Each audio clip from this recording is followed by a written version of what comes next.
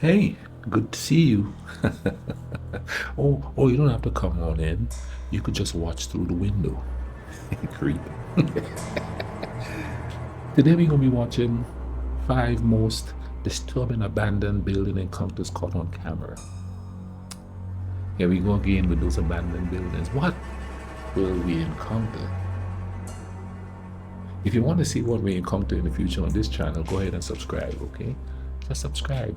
I promise you, it'll make you laugh. It might make you get scared, but you're going to enjoy yourself. And speaking of enjoying yourself, let us continue to explore these abandoned buildings through the eyes of the channel Haunting Fair. Yeah, let's do this. One of the most well-known YouTubers in the urban exploration. Here we go. Ooh, ominous music right off the jump. All right.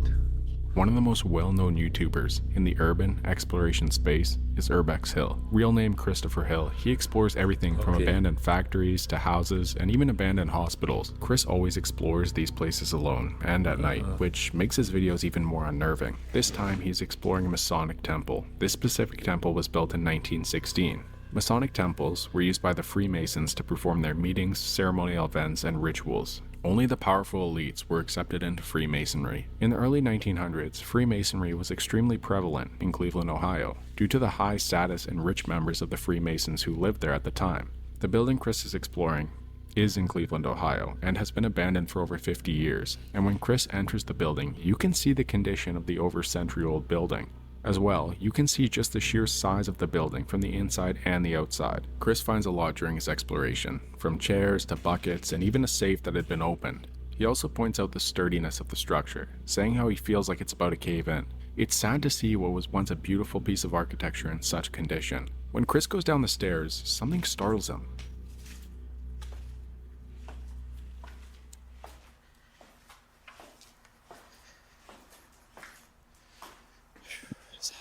Chris, it's you again. Cleveland have a lot. Although right next to him, it wasn't enough to scare Chris off. He decides to enter the room where the door just slams shut. Chris, homeboy, homeboy, don't do it. Don't do it. Oh, he's gonna do it. Oh, he kicking in the door like he's like a detective or something, you know? What is your name? Shamar Moore?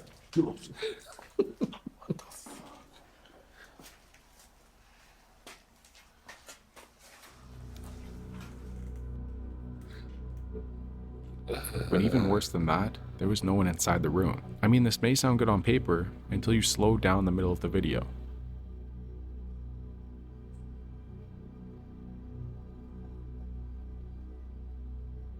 Chris. A figure can be seen, quickly retracting its head behind the door before slamming it shut, right in front of Chris just 10 seconds later. This is especially dangerous because squatters can become quite hostile with people exploring what they consider their home. They know the place better than anyone else, and with evidence of the door slam earlier, the person could be hiding in the shadows anywhere around the building, waiting to ambush Chris. But when he checks the door, the footage is in one continuous clip, and it doesn't make sense where a person could have gone given the size of the room. Maybe you could have chalked it up to the wind, but upon entering, there appears to be no open windows where wind could have made it slam shut with that aggression. He continues to explore the building, even hearing gunshots when exploring one of the more open areas.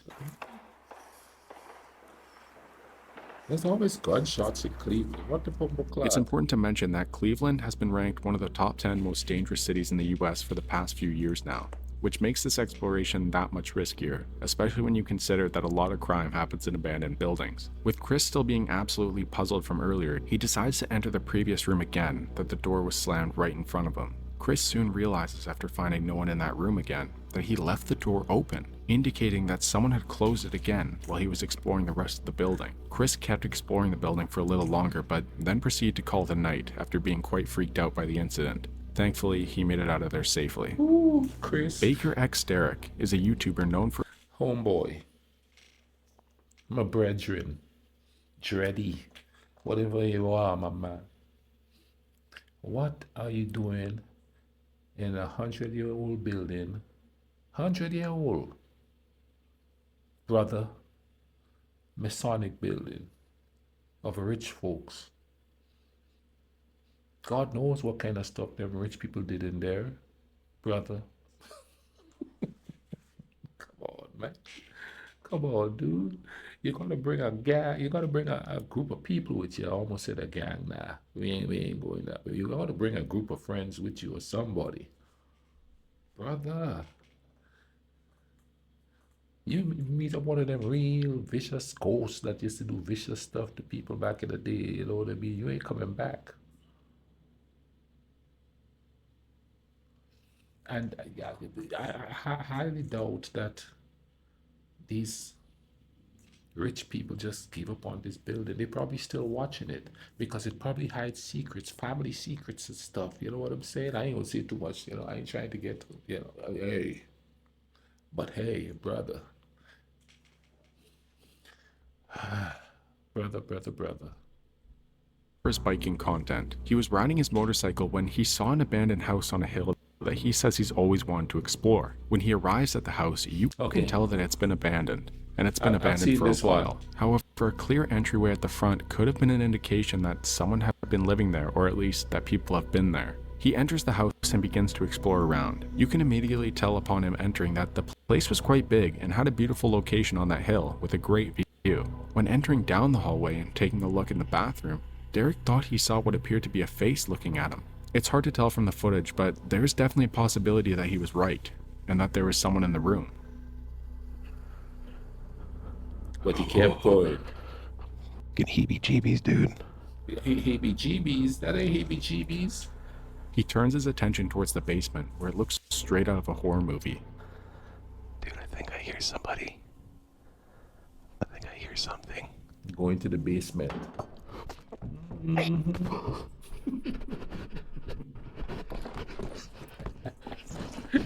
Falling and stumbling. He hears what sounds like something being thrown and scrambles to make it out of the house, even tripping on the way out. When looking back at the footage, you can see that there are some sort of blinds covering the windows down there. A lot of the times, squatters will make a noise as a warning to drive off explorers and other unwanted visitors before things could become violent. It's a good thing that Derek took the warning and got out of there before things could go bad. He did actually end up returning to the house, where he found it to be double boarded up this time and the place completely destroyed. There was graffiti everywhere, the walls were destroyed, some of the windows had been smashed. There was no way to get in, but the place was just destroyed. Wow, a bunch of literal came over here and just f***ed it all up like a bunch of they are. Oh. It's a shame that they came and destroyed the place, but let's just be thankful that Derek got out of there safely the first time.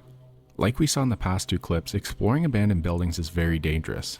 Everything from unstable building structures to stray dogs and hostile squatters. Those are just the main worries that people think of with urban exploration. Sure, there's definitely a lot of crime that takes place in abandoned buildings also, but you could run into something much worse.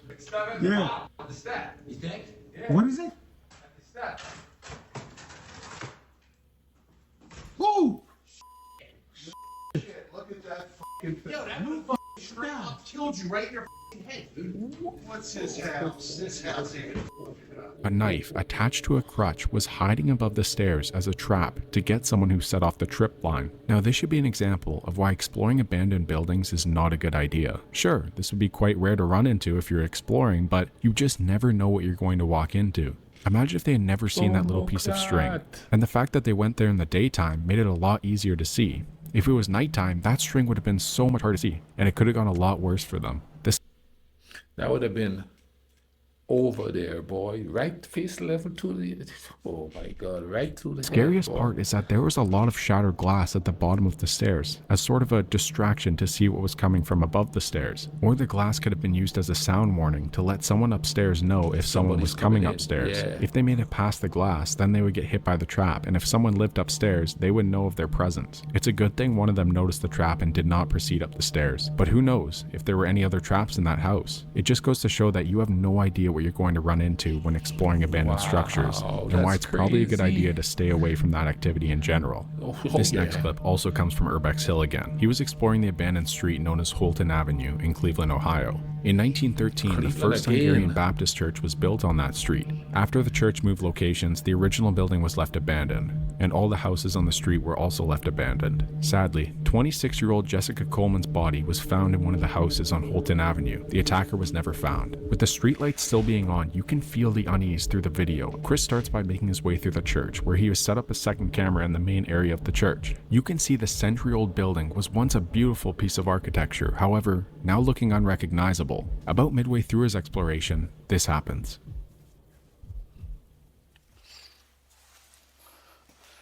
That's weird. But the bruh, whole thing is weird. What's upstairs? What's upstairs? Let me go see. When he goes back up to check the main room of the church, he realizes that one of the doors that was not closed before is closed now. He looks in the room with the closed door. That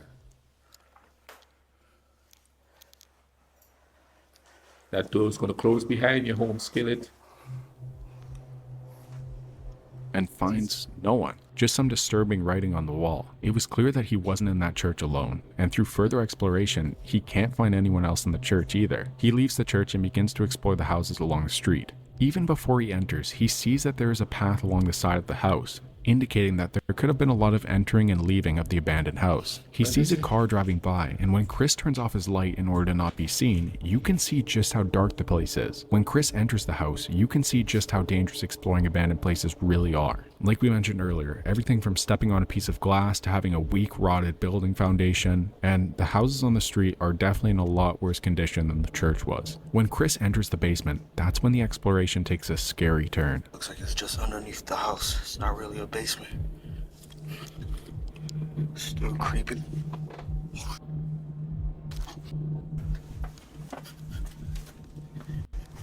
Somebody upstairs, home skillet.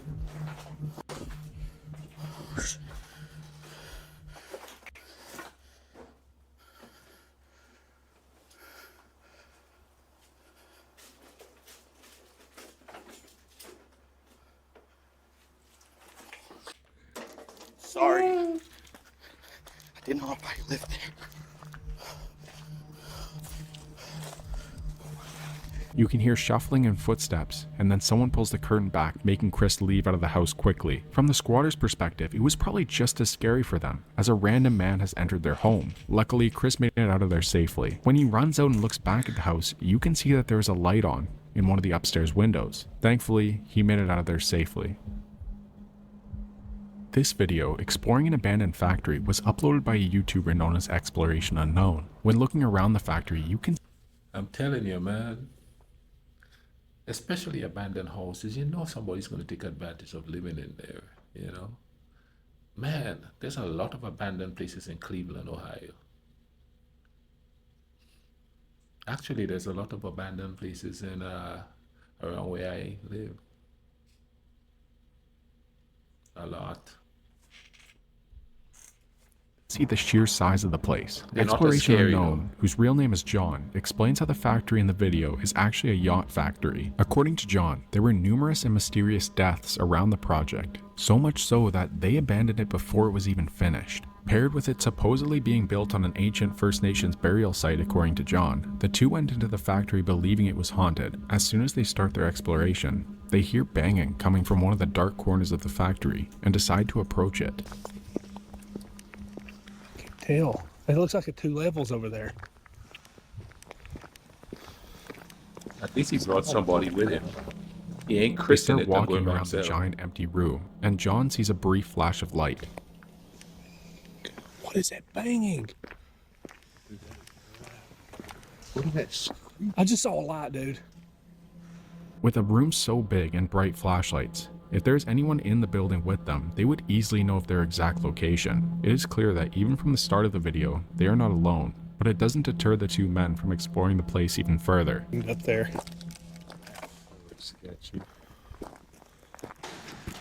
Oh my god, dude.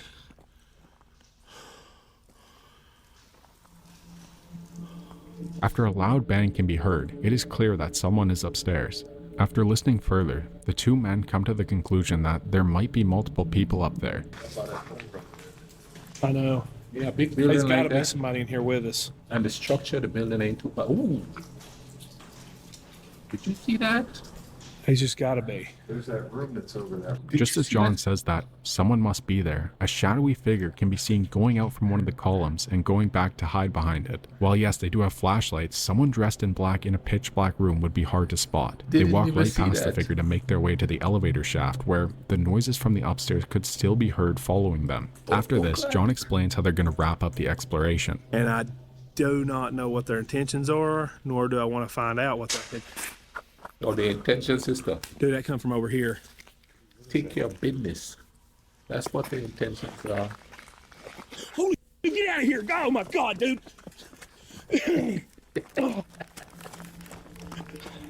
When this happens, again, someone dressed in what looks like to be some sort of cloak or in all black is standing in front of them. Thankfully, they made it out of there quickly and safely. They may have interrupted some weird cultish practices that were going on. Nevertheless, they made it out of there safe and got away from the person or people in that building. The Usain Bolt ain't got nothing on them boys. scariest part is that they would have known exactly where they were the entire time. The person on the ground floor looked as if they were trying to stay out of sight by hiding behind the columns so they could potentially sneak up on them. But who knows if that was the only person dressed in black down there. There could have been multiple. Luckily, they made it out of there safe. You know, I have a question. What is it about people who are in an occult and abandoned buildings? You could do that stuff at your home. Are you scared? You're obviously not, because you go into these creepy abandoned buildings and cemeteries and stuff and performing these rituals. Why can't you do it at home? If you're trying to, you know, conjure up your higher up, wouldn't it be bringing you safe guidance at home and things, instead of going into somebody's building and scaring people who just simply want to explore?